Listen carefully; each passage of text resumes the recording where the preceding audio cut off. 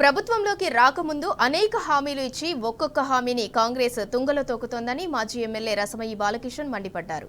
రైతు భరోసా కింద ఎకరాకు సంవత్సరానికి 15,000 ఇస్తానని చెప్పి ఇప్పుడు మాత్రం 12,000 ఇస్తాననటం రైతులను మోసం చేయటమేనన్నారు.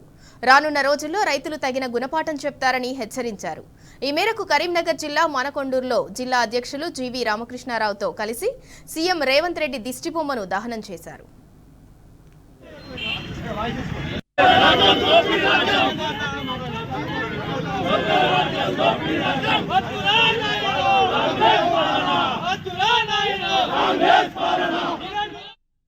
ఇచ్చిన మాట ప్రకారము 15,000 రూపాయలు ఎకరానికి చెల్లించాల్సిందే.